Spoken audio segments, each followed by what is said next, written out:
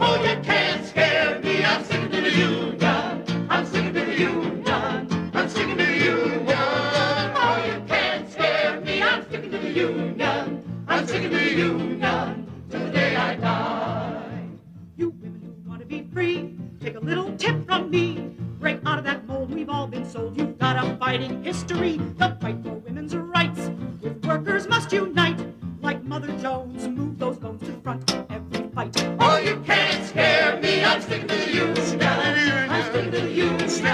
I'm sticking to the union. You can't scare me. I'm sticking to the union.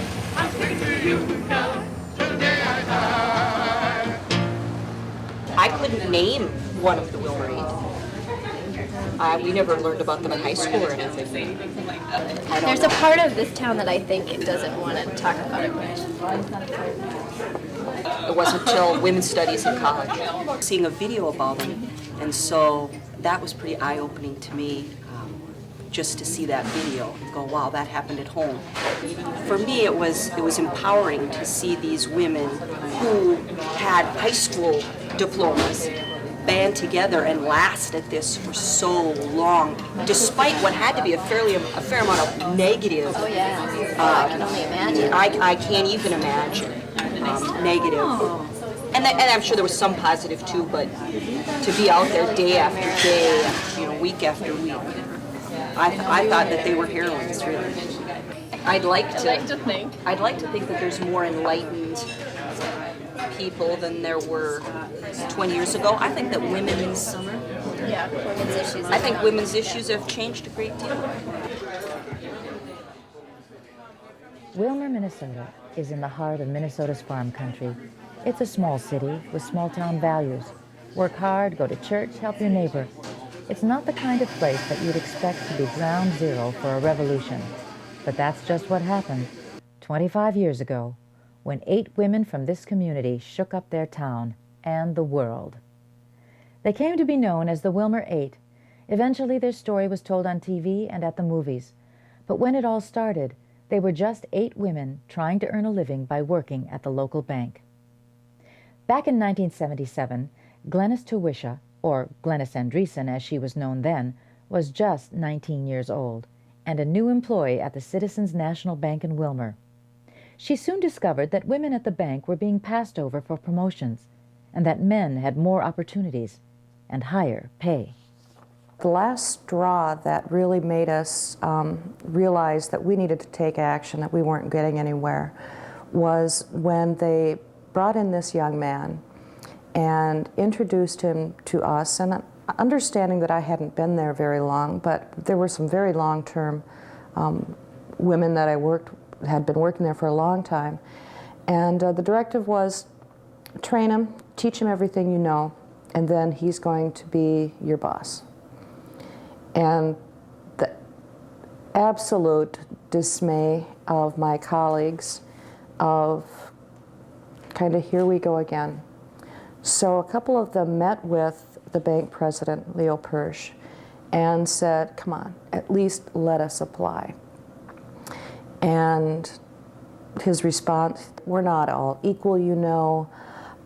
Yes, he's going to get paid more than you are at entry level after all of your years of seniority and employment, but you know what? He's a guy. And when he takes girls out on dates, he has to pay for their share. So it's more expensive to be a man in this world than it is a woman. So it's only fair, and we're just not all equal, you know. And that did it. The fact that they didn't post a job, and along with the didn't posting, didn't allow applications, didn't even bother to go through the simple routine of interviewing. That's what made this happen. What happened took the banking industry by surprise, not only in Willmar, but across the country. The women employees of Citizens National Bank filed a sexual discrimination complaint, and they formed a union, Willmar Bank Employees Association, Local 1. We settled the sex discrimination suit, and their response was reading the newspaper at the bargaining table. We got absolutely nowhere. In fact, we had fewer discussions after the settlement than we did prior. And we petitioned and filed unfair labor practices and went out on strike on December 16th of 1977. Marianne Grossman covered the strike for the St. Paul Pioneer Press. The thing we have to remember about this strike, particularly for young women who think their rights sort of were always there, that it was a much different social climate in 1977, and women had to work hard for their rights. And let's see, what was going on in 1977? President Carter was wearing sweaters and telling us to turn down the heat because there was an oil crisis. Elvis Presley died in August.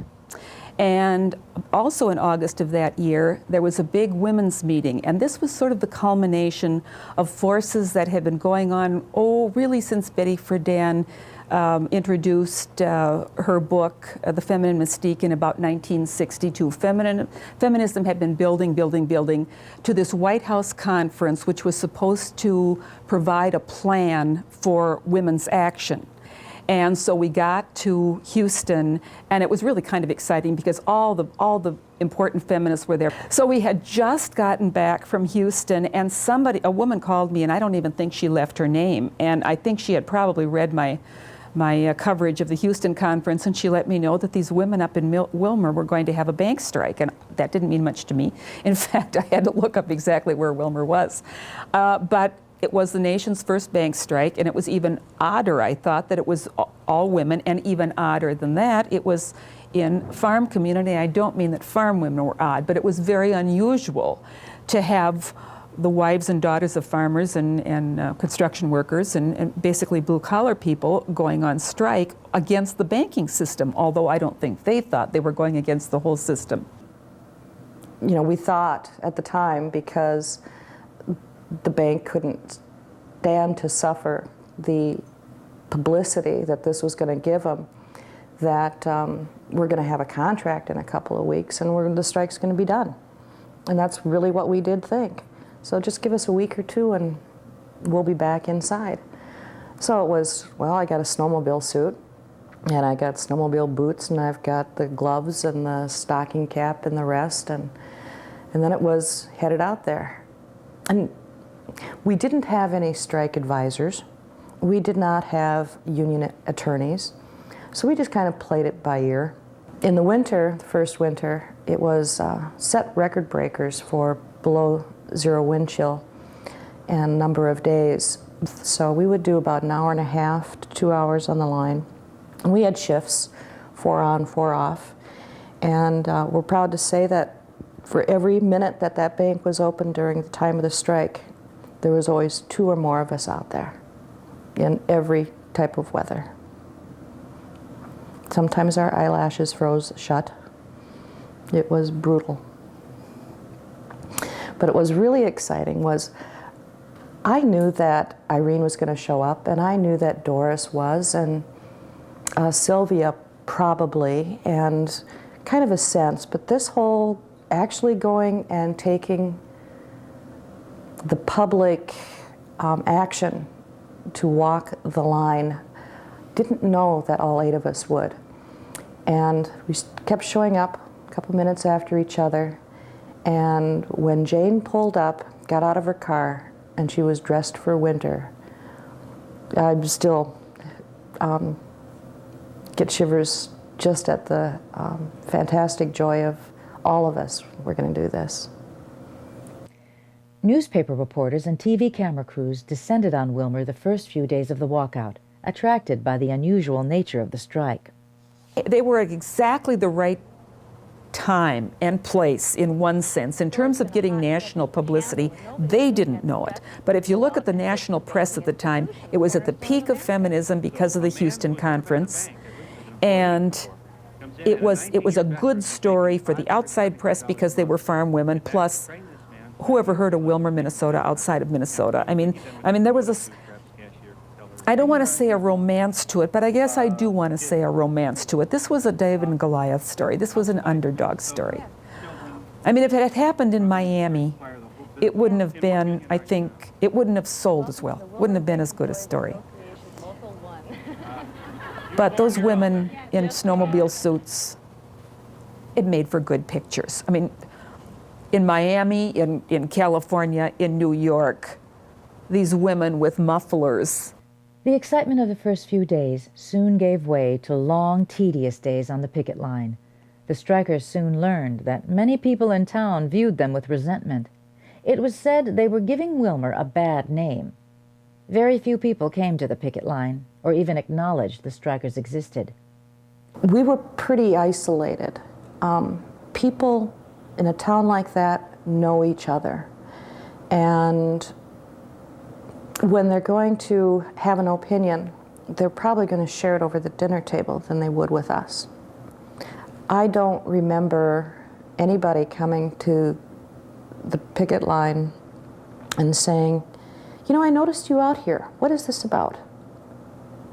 Nobody locally. Nobody from that town. We did find that over time that the debate of what we were doing, whether it was the right thing to do or not, divided families for a long time. I'm sure there were some fascinating dinner table conversations, but it was pretty divisive. Well, the customers of the bank, there were some that were very supportive, there were some that were not, which is understandable. I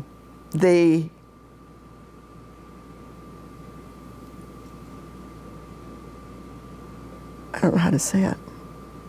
It almost makes me come to tears sometimes when I think of some of them and how mean they were. But see, after all these years, you can still get teary over this. When I watch the documentary, it's really hard for me, because you relive a lot of things that you would like to forget. But we had a lot of good times on the picket line. We had to make it fun, I guess, sometimes. Oh, just silly things. Our support would be when somebody go by and honk and wave, you know. And we had one lady, she is now deceased, that she came to the picket line and brought us sandwiches on homemade bread. And that was quite uplifting. You can remember a lot of things like that.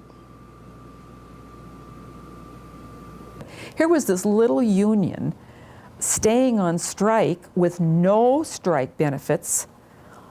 All they had was this money that would come in, and it would come in sporadically. They didn't know.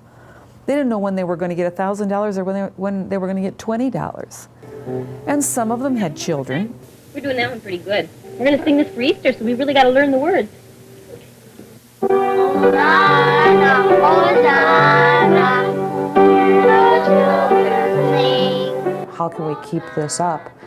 And it got pretty depressing. The colder it got, the more depressing it got. And then all of a sudden, we started getting letters. And there were letters from across the country. Pretty soon it was from across the world. And in some of those letters was $1, $1, and in some of those letters was a $5. And we were saying, well, this is incredible. And the letters, you can't stop. You understand that you're doing this for all of us. You can't stop. Please understand that I'm on that picket line with you. And you just be lifted up, and it wasn't very long before it wasn't our strike anymore. And then there was the woman from New Zealand who every month sent us $5, never signed her name. And then there were the letters from the nuns who would write and say, this is all we can afford. And the letters addressed to the Women, Minnesota. And the post office knew who it was. No town, no zip code, the Women, Minnesota. And then there was the postcards an elderly gentleman out of the Twin Cities, also anonymous, and would just trash us on a regular basis. His was the only negative letter we received out of the thousands. And I think that's what made it even the more remarkable was he was as passionate about what he was believing and trying to teach us as we were in our own mission. We had a small room in a local labor hall in the basement, and the walls were just wallpapered with these letters and newspaper articles. Several months after the walkout started, actress Lee Grant and filmmaker Mary Beth Yarrow went to Willmar to document the strike. Their film, The Willmar 8, was an intimate portrait of the struggles the women were going through. It brought them worldwide attention. When the documentary came out and it was viewed at the school, there were a number of people that commented that they were sorry that they didn't pay more attention to what led up to that situation and that they weren't there to support us. But I really do believe that the local press had a lot to do with that. People in general were more ignorant of what was going on because the story wasn't carried in the local newspaper unless there were AP releases. And so I think if they knew about it, I think they just kind of dismissed it as something that wasn't newsworthy. May the rights that I have won speak for me. If I fall short of my goal, someone else will take a hold. May the rights that I have won speak for me. First of all, it was a sense of the unfairness. And after that, I think it became sisterhood. They never used this word then or now, but I think it just became, it became sisterhood. They were not going to let one another down. The age difference in our group was beneficial because we could offer each other support in different ways, you know, maybe a more youthful enthusiasm or, you know, more stable mom type person like Doris and Irene kind of offered for us to kind of keep us together. So those things influenced me. Attorney John Mack represented the women in their sex discrimination lawsuit and in the charges they filed with the National Labor Relations Board. They were right. It was in many ways an ideal case. You don't often have management acting as stupidly as they did in this case by saying, we're not all equal, you know. And so they've gotten a good deal more sophisticated about their lies. This kind of case wouldn't arise today. They'd call in a consultant, they'd call in a lawyer who's an expert in the field before it happens. And he would have told them how to avoid, or she would have told them, an awful lot of lawyers these days working for defendants are women for obvious reasons, would have told them how to navigate their way through it without an awful lot of exposure, because they wouldn't have had to give the women very much. While the women were winning the battle for people's hearts and mind, they were losing in the legal arena. The strike dragged on for many months into the spring of 1979. The women had been picketing for a year and a half. The death blow came when the National Labor Relations Board decided not to declare an unfair labor practice strike. If they had won the NLRB ruling, the Willmar 8 would have been entitled to their jobs with back pay for the many months they had been on strike. Without the ruling, they faced more economic hardships and no end in sight. The judge came to Willmar, and we had the trial right here in Willmar, but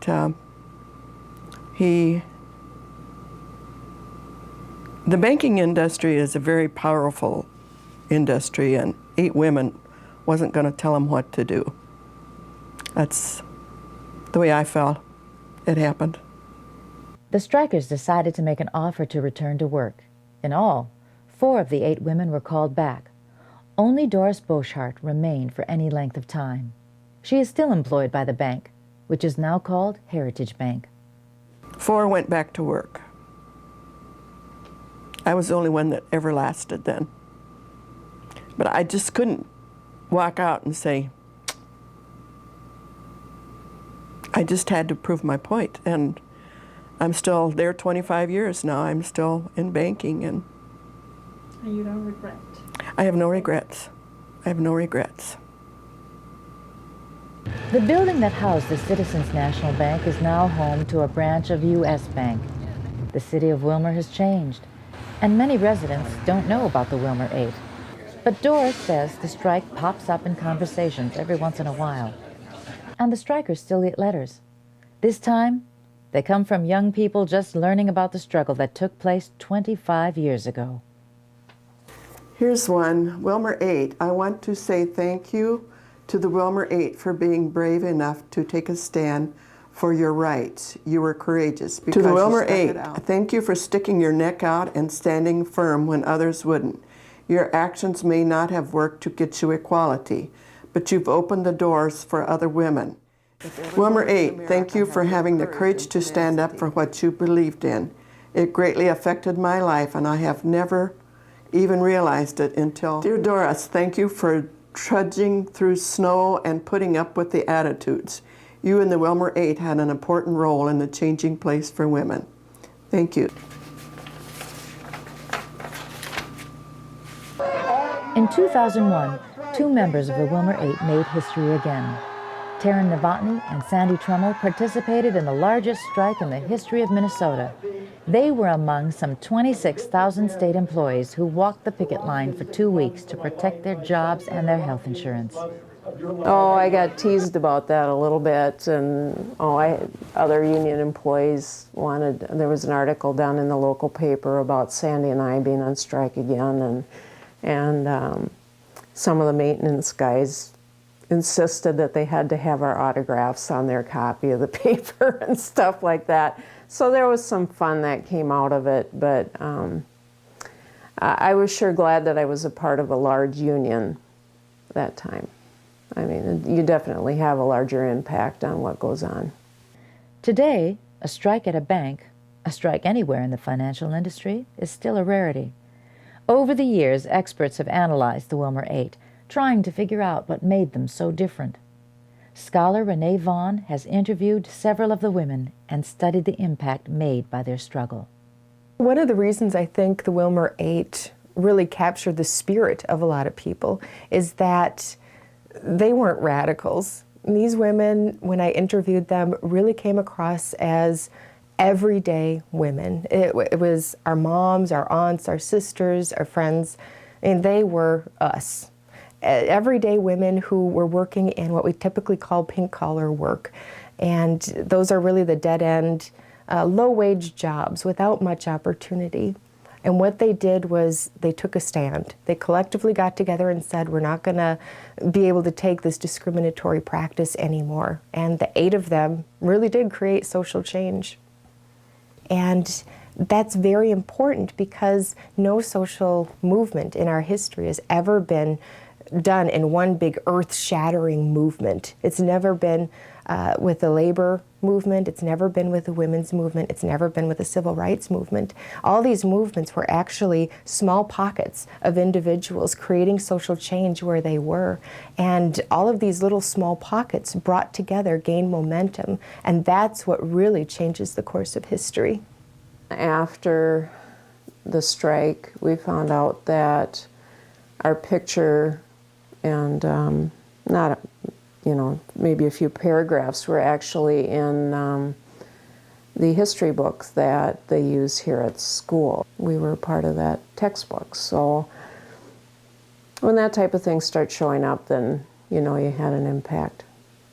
We did have an impact on the banking industry. Things have changed a lot in 25 years, but initially I know that there were changes made because my mother-in-law worked in a bank. She saw changes where she worked. In her bank in particular, they opened up opportunities for advancement where she saw weren't available before. The documentary, The Willmar 8, has been out now since, I think its premiere was in 1980. Every time I see it, I still cry. And it's been close to 100 times I've seen it in one place or another. And I realize that as the tears are coming to my eyes at certain points, I look around and I'm not alone. And I feel that welling up of support again. That time of understanding when the letters started coming in. And it kind of does the same thing to me in that it re-energizes and it gives me some wonderful reminders, and